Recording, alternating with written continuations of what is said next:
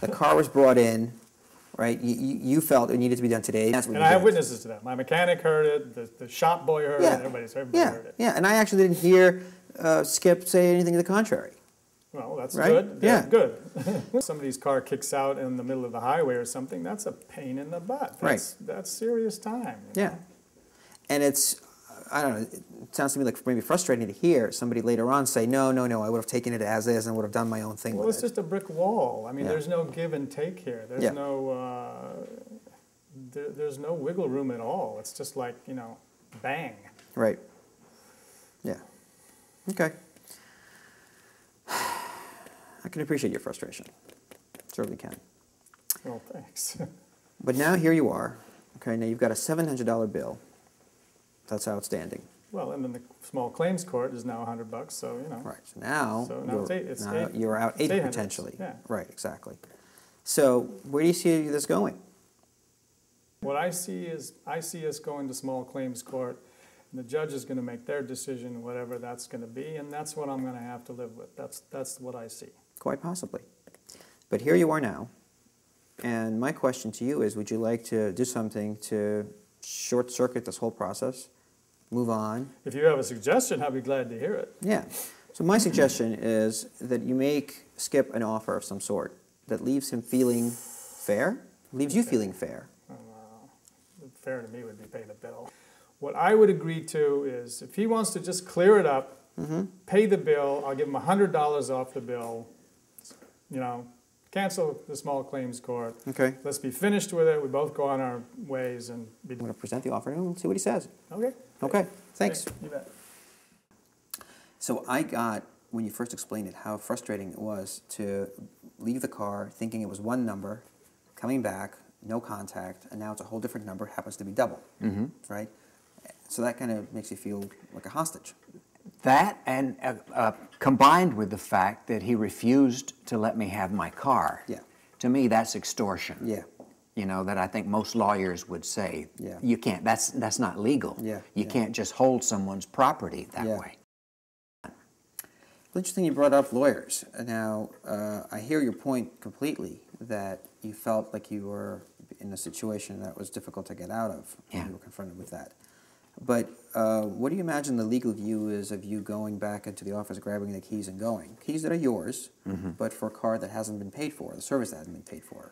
Well, given the good faith promise that I made him to pay him the agreed upon price, I fully planned to put the check in the mail as soon as I got home. I didn't want to leave $350 sitting on his desk. You know, I just thought that would be irresponsible. Right.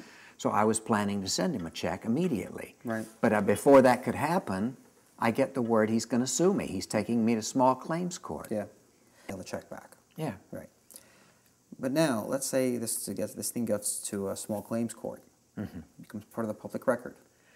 Well, I frankly don't want that to happen. As I said, I'm busy right now, and I would like to get this done today. Sure. Did you guys talk about negotiating at all? We did. He hasn't been willing to negotiate anything up to this point. We did, and actually, Michael made an offer, and so I want to check in with you and see what kind of an offer do you think is fair, just so we get a sense of where you guys are. So what do you think is a good way to end this so that you can walk out of here now, shake hands, and move on with life? Well, I would be willing to give him another 100, you know, and make it $450. Okay. If that will calm the waters and let me go home. Okay. That would be okay. I can do that today. I think you guys are aligned in the spirit of getting rid of this, finishing, and not making it public, not going to court. His number is 600. That's what he wants. He said he'll give you 100 off the price, which is ironic because you're saying you would give him 100 off, 100 more than you were willing to pay. So the spirit is there. What we're talking about is the money.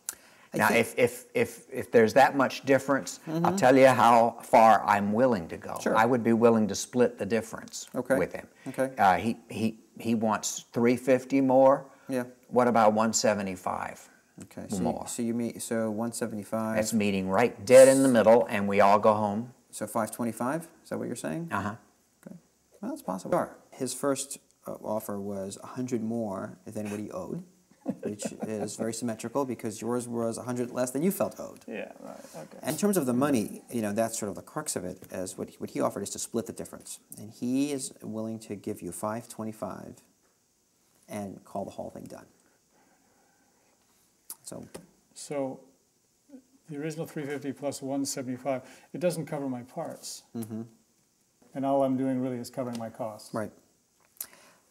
You know, I can go back, I can tell him that, I can bring him back, I can tell him that, but at some point, you know, we're reaching the point of diminishing returns here. Yeah, if that's his best offer, I'm going to say no.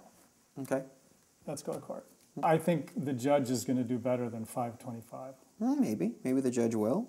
Maybe. But then you got to think about your opportunity cost, right, and the court costs, and time off.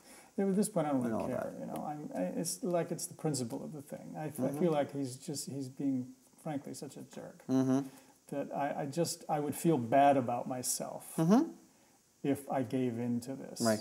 So what's the principle of this stuff that you're describing? What is holding you from just saying, okay, let's do a deal, and what's driving you to court? I think I'm right, and I think I'm going to win. Well, you've got court costs. You've got your time off. The court costs are done already. I already filed the thing. Okay, so you've got $100 in there. Yeah, okay. That's gone. Okay. How long would a trial take if it's a small claims court? 10 minutes probably, I mean.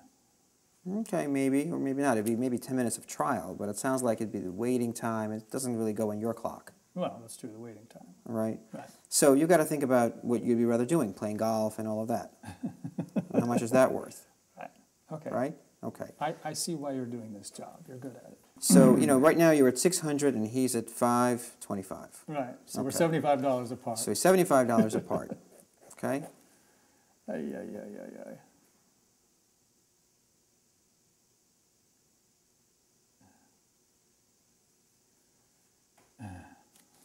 a minute. So he's offering 175 more.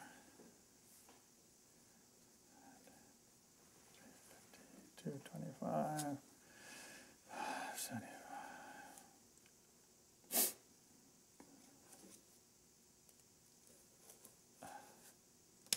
Okay.